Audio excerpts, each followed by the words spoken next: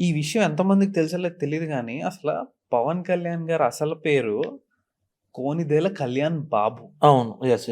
కానీ పవన్ కళ్యాణ్ అని ఎందుకంటారో తెలుసా? ఈ పవన్ అనే title public demonstration martial arts perform చేసినందుకు ఓకే. ఆయన ఎక్కడైతే నేర్చుకున్నారో ఇషిన్ రియూ అనే ఓహ్! ఒక కరాటే అసోసియేషన్ ఆయనకి పవన్ అనే టైటిల్ ఇచ్చింది. ఓకే. అప్పటినుంచి పవన్ కళ్యాణ్ అని పిలుస్తున్నారు. పవన్ కళ్యాణ్ నుంచి పవర్ స్టార్ వచ్చింది.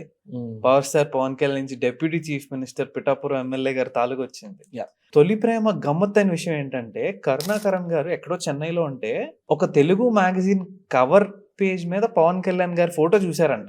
ఓకే. ఫోటో చూసి నేను రాసుకున్న కథకి, తొలి ప్రేమ కథకి పవన్ కళ్యాణ్ గారు అయితే కరెక్ట్‌గా ఉంటదని చెప్పి, ఆ మ్యాగజైన్ ఫోటో పైన చూసి హ్మ్. పవన్ కళ్యాణ్ గారికి తొలి ప్రేమ కథ చెప్పడం, ఆయనకి నచ్చడం అండ్ పవన్ కళ్యాణ్ గారికి ఆయన ఓన్ చాయిస్‌లో బాగా నచ్చిన సినిమా కూడా తొలి ప్రేమే. యాహ్! ఆయన చాలా చెప్పారు ఈ విషయం. యాక్చువల్లీ ఐ థింక్ ఆ టైంలోని పవన్ కళ్యాణ్ గారిని all set of audience own చేసుకోవడానికి కారణం తొలి ప్రేమ తొలి అనుకుంటున్నాను ప్రేమ. నేను. కరెక్ట్. బికాస్ తొలి ప్రేమలో hero characterisation it's like boy next door character. Hmm. ప్రతి ఇంట్లోనే ఇలాంటోడు ఒకడు ఉంటాడు. హ్మ్. ఇలాంటి ఒక అన్నయ్య ఉంటాడు. హ్మ్. ఇలాంటి ఒక కొడుకు ఉంటాడు.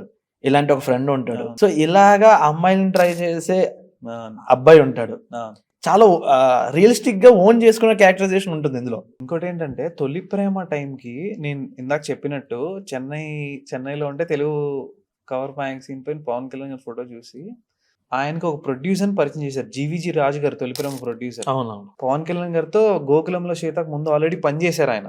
ఓహో! ఓకే. సో, ఆ టైంలో పవన్ కళ్యాణ్ గారిని 'జీవీజీ రాజు' గారు అడిగారంట. సార్ రెమ్యూనరేషన్ ఎంత కావాలి మీకు? అంటే పవన్ కళ్యాణ్ గారు మీ కంఫర్ట్ అండి పర్వాలేదంటే, ఎంతో కొంత అడ్వాన్స్ ఇస్తానండి. తర్వాత రిలీజ్ టైంకి మొత్తం సెటిల్ చేస్తాను నేను అంటే, అప్పుడు పవన్ కళ్యాణ్ గారు సరే మీ ఇష్టం ఎలా అయితే అలా చేయండి. కానీ నాకు నెల నెలా ఖర్చులకి ఇవ్వండి. మంత్లీ సాలరీ లాగా అని చెప్పారంట. ఆయనకేవో ఖర్చులుంటాయి కదా ఇంకా. అవునవును. ఆయన చాలా డౌన్ టు ఎర్త్ సింపుల్ ఉంటారు. హ్మ్. ఇవ్వండి అని చెప్పి సరే అండి అని చెప్పి లాస్ట్‌లో సినిమా రిలీజ్ అయ్యి హిట్ అయిన తర్వాత పల్లెల్లో తీసుకెళ్ళి మిగిలిన డబ్బులు ఇచ్చారంట.